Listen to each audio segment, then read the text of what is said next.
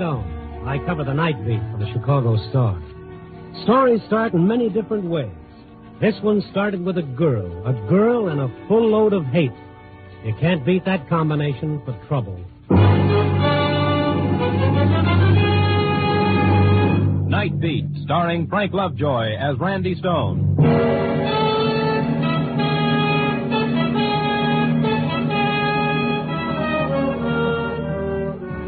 Sure, I've been known to complain about working the night beat, but just between you and me, I wouldn't trade with anyone. It's a theory about people at night. I think they look different and they act different.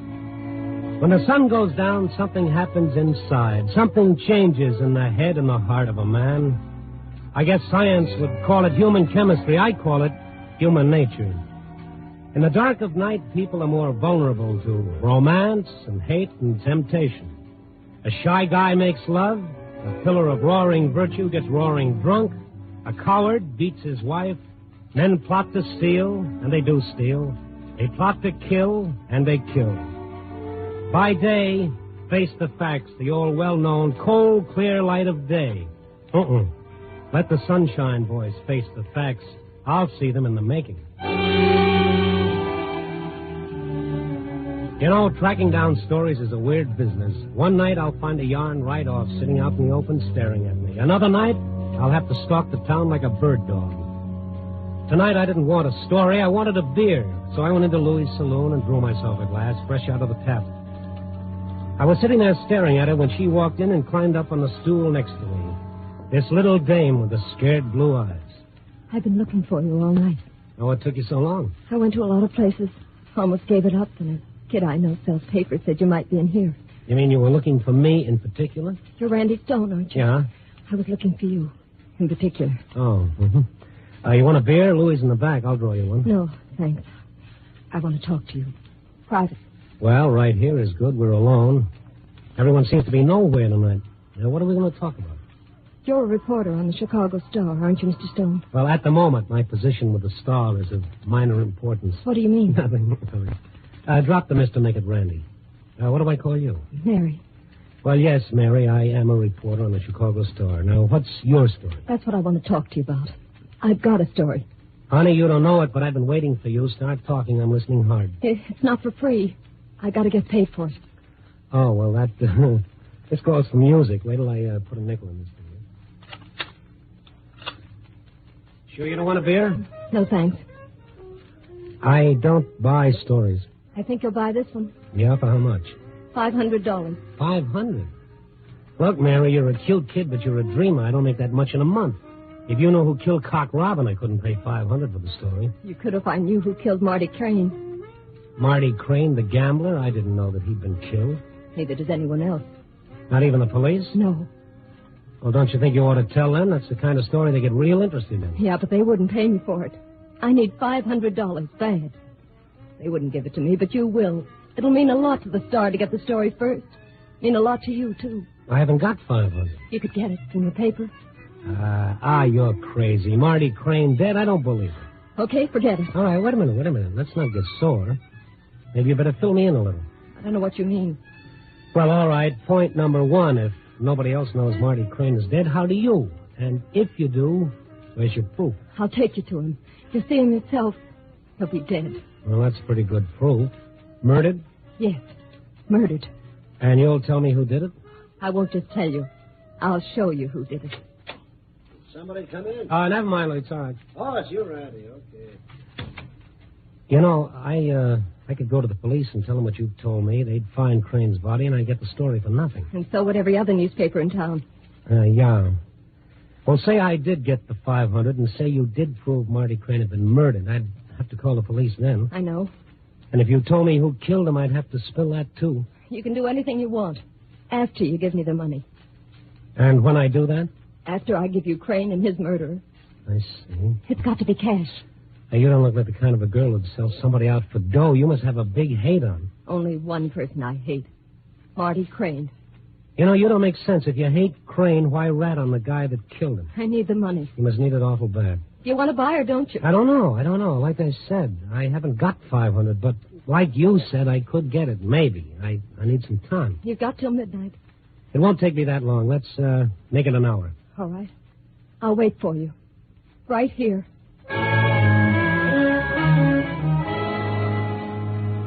Randy Stone with rocks for brains. That's what I was thinking as I headed out of Louis' saloon.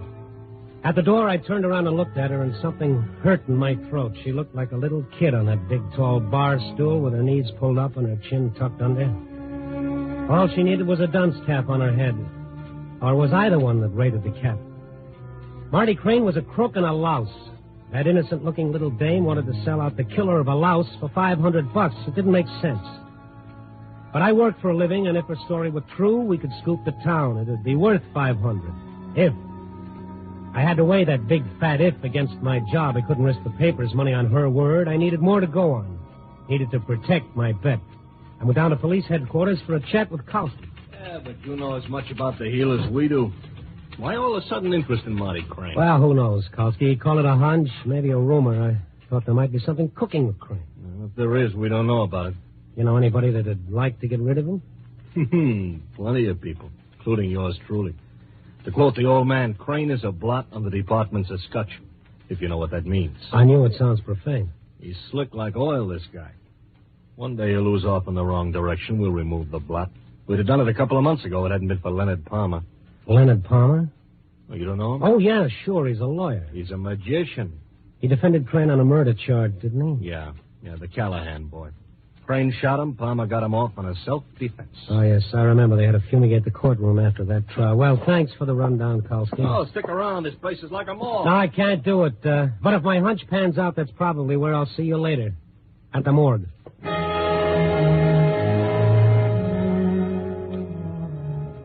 The next move I made was so simple and logical that I gave myself a 0 for not doing it in the first place. I found a phone booth and called Marty Crane's apartment.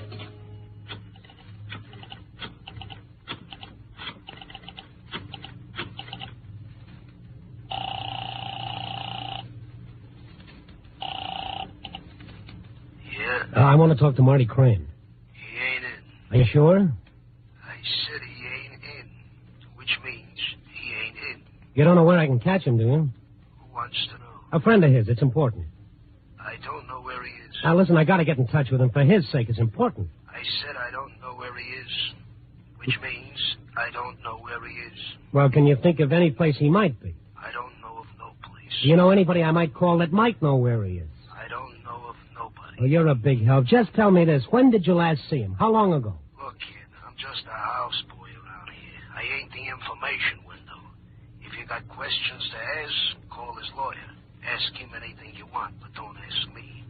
I don't know nothing, which means I don't know nothing.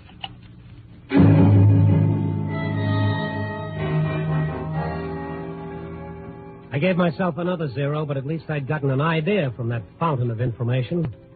I went through the book for Leonard Palmer's address. It was a very expensive address. The carpet sunk up to my ankles, but I made it across the room and eased into a lush-tight sofa, one of those short deals they call a love seat. While I was sitting there, I wondered why. Can I make you a drink? No, thank you. It's a very fancy layout you've got here, Mr. Palmer. Very fancy. I find law practice quite profitable. Yeah, you've caught the hang of it, all right. What can I do for you, Mr. Stone? Tell me where to find Marty Crane. Oh, is he lost? Well, I don't know. I'm looking for him. His apartment said I should try you. His apartment made an error. As you can see, he's not here. But maybe you know where he is. I don't know what gave you that idea. Well, you're his lawyer. Precisely. However, my duties as such do not include that of nursemaid. Let's get nasty. I'm sorry you get that impression. If I were looking for Mr. Crane at this time of night, I'd try his various nightclubs. Like, which ones? I believe he owns several. The Red Dot, the Coronet. Oh, I really couldn't say. I'm afraid I can't be of any help to you at all.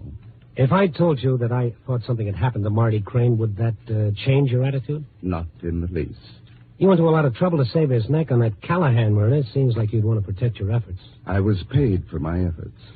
It wouldn't bother you if I said maybe Crane was dead? Not in the least. As an individual, he means nothing to me. Few people do. My main interest is money, and I'm free to admit it. Know anybody that would want to kill him? I dare say there are many people. You included? I? That's ridiculous. I'd lose a client. It would necessitate rearranging my income tax returns. Any more questions, Mr. Stone? No more questions.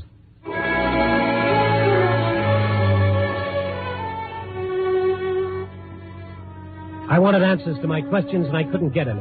I called nightclubs Crane owned, and some he didn't. No one had seen him. No one knew where he was, or if they did, they wouldn't say. Mary's story was beginning to smell true. Time was getting close, and I headed for the office. Now, I had to do the impossible. I had to get blood out of a turnip. A two-legged turnip named Hastings, my master, my dearly beloved managing editor. $500? You are out of your mind. Oh, what have we got to lose? Your job. This is a newspaper. You're paid to find stories, not to buy them. Now, listen, this is big. If it works, we'll scoop everybody. If it works. I've been all over town. Nobody has seen Crane. Everybody gives me the runaround. My hunch is strong that she's telling the truth. And look, if she isn't, if she doesn't produce, I don't give her the money. You'll get it back. How can you beat a deal like that? Okay, Randy, okay. So I'll give you the $500, but it's against my principles. If you ever let it get around, I'll have you drawn and quartered. Yes, sir, and thank you. I don't know what to say. I'm touched. No, I am. I'm also an idiot. I wouldn't say We that. endeavor to maintain a schedule around here. Our jobs are more secure, and everyone is much happier when the paper comes out on time. I hate to bother you with humdrum, but it's late. I know you told me. Bylines are a dime a dozen. I hear you. Just give me the dough. I'll be back with my story on time, or I'll kill myself. How's that? Oh, that seems fair and reasonable. I like your attitude.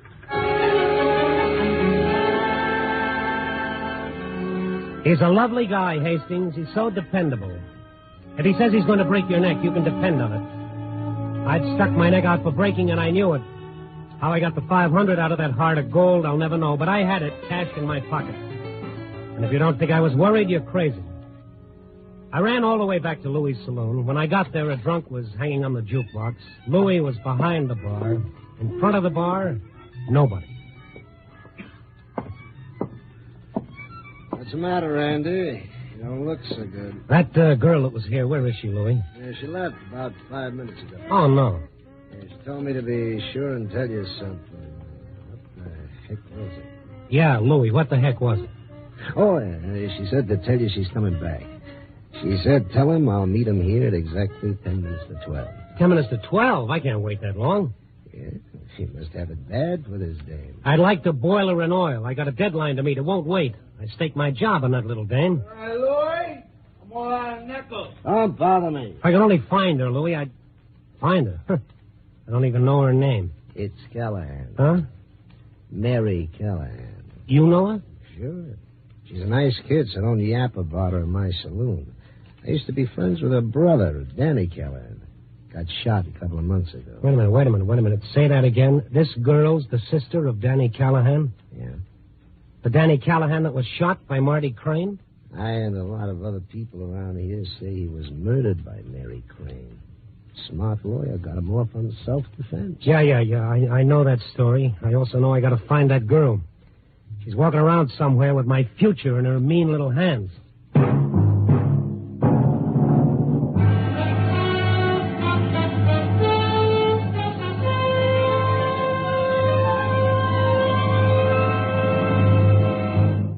NBC is bringing you Nightbeat, starring Frank Lovejoy as Randy Stone.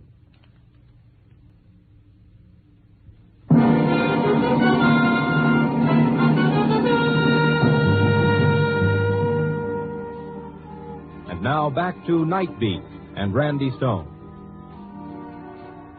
I was in the soup, and it was hot, and I didn't like it. If Mary Callahan was telling the truth, if Marty Crane really had been murdered, some other paper was sure to smell out the story while I was cooling my heels in Louis' bar. My editor would scream like a banshee, and I'd be sweating out unemployment, all because I took the word of a little blue-eyed stool pigeon who promised to sell out Marty Crane's murderer for $500. I had the $500 in my pocket. I think I must have put my brains in my pocket, too. Louis stood there watching me burn. I don't judge you, Randy. What are you sore at Mary about? Like I told you, she's a nice kid. Maybe you don't know her like I do. What did she do to you? She welched on a deal. She said she'd wait for me right here. She said she'd be back. I told you that. She'll be back. At midnight. 10 hours. Well, I can't wait. I got a deadline to beat, no story. It's barely an hour till midnight, Randy. You don't know how mad Hastings can get in an hour. Some other paper scoops me out on that story. I'm a has-been. Oh, that dame, I could kill her. I repeat, she's a nice kid. Yeah. Look, Louie. This brother of hers that Marty Crane shot. Mary liked him? Yeah, she was crazy about him. It's unbelievable. What do you mean? He was a nice guy. I don't mean that. I mean, it's unbelievable what some people will do for money. I don't follow your conversation. Well, don't try.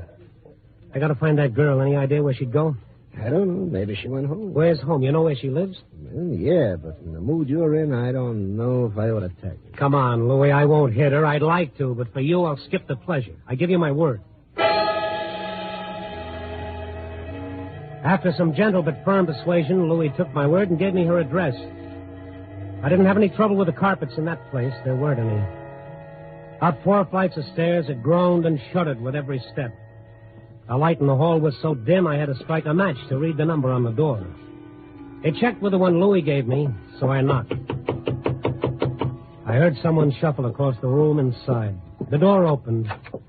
A little old woman stood there peering at me. What? Before she even said anything, just the look in her eyes told me that everything wasn't quite right with her. I can't see you very well. Are you someone I know? I'm afraid not. I'm looking for Mary Callahan. Are you a friend of Mary's? Well, yes. Is she here? I'm Mary's mother. Won't you come inside? Oh, thank you. My name is Randy Stone, Mrs. Callahan. I'm sorry to call so late. Please sit down. No, thank you. Really, I can't stay. I just wanted to speak to Mary. Is she home? I'm worried about Mary. Are you a friend of Danny's? No, I didn't know that. Well, that's too bad. Danny was such a nice boy to know. I'm very anxious to see Mary, Mrs. Callahan. Isn't she here? No. Do you have any idea where I can find her? Did you say you knew Danny? No, I didn't know Danny. Danny's dead, you know. I expect you read about him in the papers. Yeah. It wasn't true. Danny couldn't have tried to kill anyone. Not Danny. It was the lawyer that made people think he did. What was that lawyer's name? Palmer. Leonard Palmer. Yes, of course, Leonard Palmer. He's not dead, is he? He's a very clever man. What was it you wanted to know about Mary? I'm trying to find her. I've got to talk to her. She was here. When? How long ago? Not long. She'll stay a minute. You know where she went? That's a picture of Danny right there. He is a fine-looking boy, isn't he? Yes, you bet he is. Yes. He was a brave boy. He knew things about Marty Crane. That's why Crane shot him. Then that lawyer made everybody believe that Danny had tried to shoot him first. Such a clever man. What was his name? Please, Mrs. Callahan, did Mary say where she was going? She said she had an appointment with someone at 12 o'clock, and if she was late, I shouldn't worry. But I am worried. Well, the appointment was with me. I was hoping I could catch her before then. Oh, that's too bad. Maybe she's still at Mr. Green's. Mr. Green's? I remember she said something about going by Mr. Green's to pick up something. My memory isn't very good since then. Where is Mr. Green's? The pawn shop down the street. That's where Danny was killed, you know. Mr. Green's pawn shop.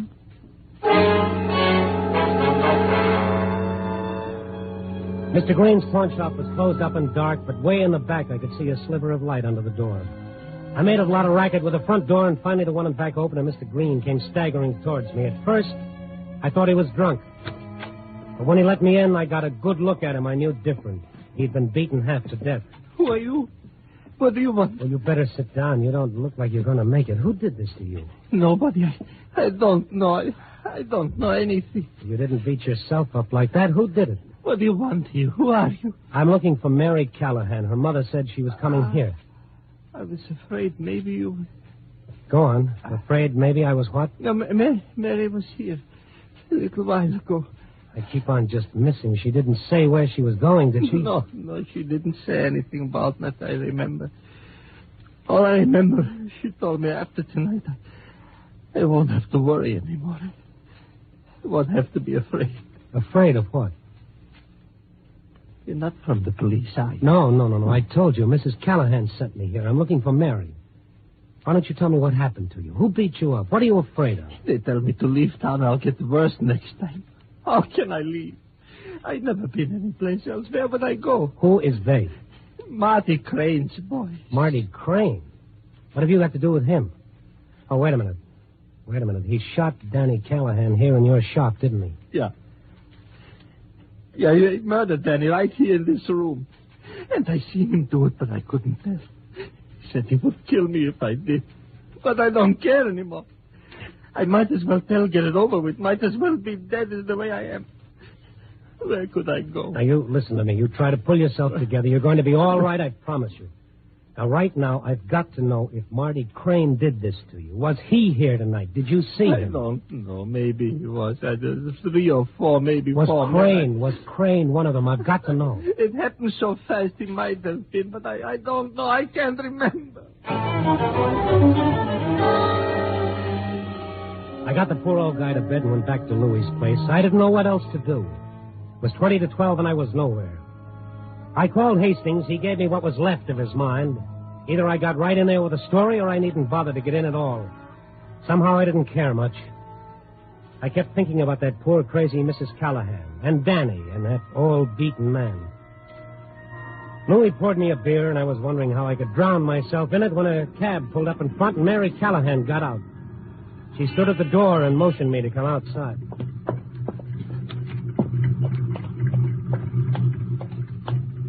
Well, did you get the money? Yes, I got it. Cash? Yeah, but you're a little late. What do you mean? You're not going to back out. Not now, you can't. I'm all out of time. I got a deadline to beat. I staked my job on your story. I've staked my life on it. You'll have your story in 10 minutes. I swear you will. Please get in the cab. All of a sudden, I don't know if I want the story, job or no job. What are you giving me? I went out looking for you tonight. Found a lot of things that are hard to believe, like your mother and a little guy named Green. You're wasting time. I guess my guts aren't as strong as yours, but after what I've seen, I think anybody who would kill Marty Crane is a hero. I don't get you at all. Your mother's half off her head, your own brother is dead, and you tell who killed a skunk like Crane for a lousy $500. I don't care what you think of me. I didn't ask you to like me. That wasn't in the deal.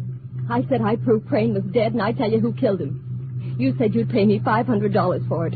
I'm ready to keep my word. Now, what are you going to do? Okay. Go on, get in the cab.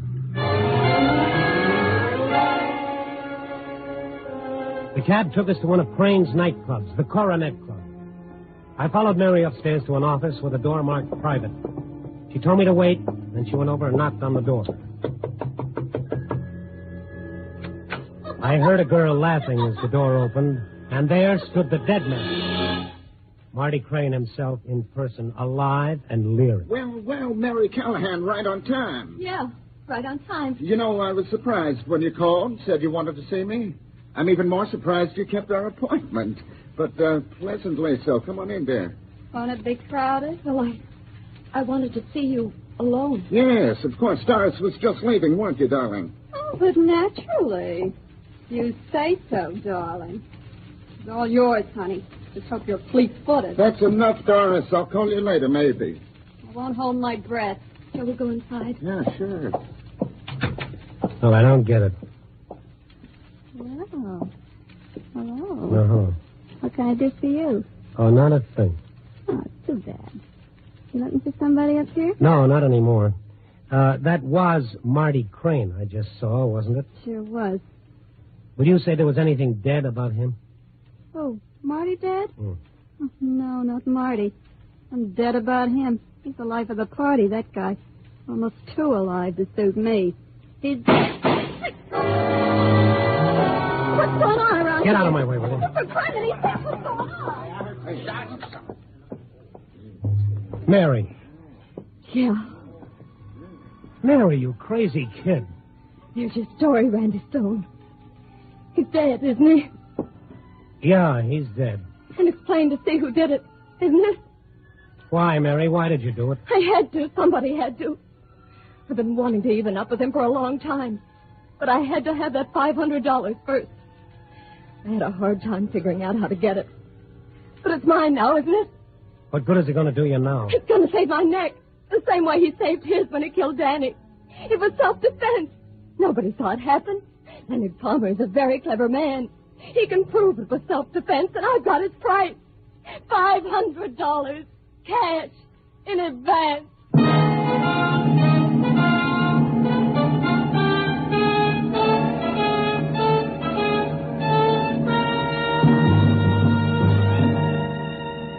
Well, I'll make my deadline. We'll scoot to town. Hastings is a happy man, but I'm not. I wonder who's going to have to tell Mary that she's not going to get away with it. I don't like the story. I wish it had never happened. But it's written, and a lot of people will read it, and in a couple of weeks it'll be forgotten. Only I'll remember, and I'll always wish I'd known first what was really going on behind those scared blue eyes. Copy, boy.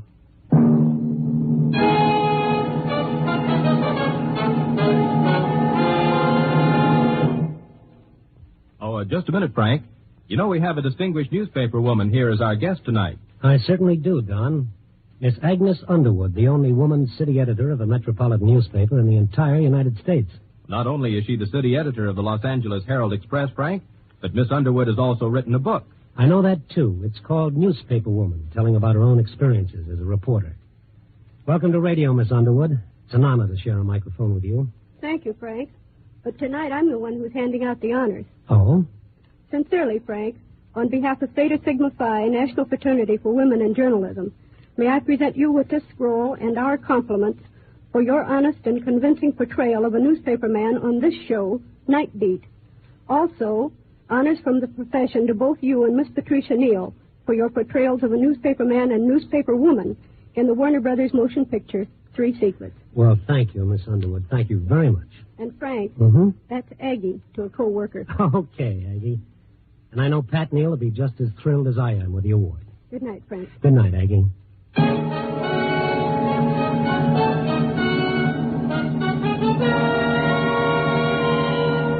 Nightbeat, starring Frank Lovejoy, is produced and directed by Warren Lewis and edited by Larry Marcus. Tonight's story was written by Marty Wilkinson, with music by Frank Worth. Portions were transcribed. The part of Mary was played by Betty Moran. Others in tonight's cast were Peggy Weber, Larry Dobkin, Lou Krugman, Jack Crucian, and Stan Waxman. Listen next week at this time and every week as Randy Stone searches through the city for the strange stories waiting for him in the darkness.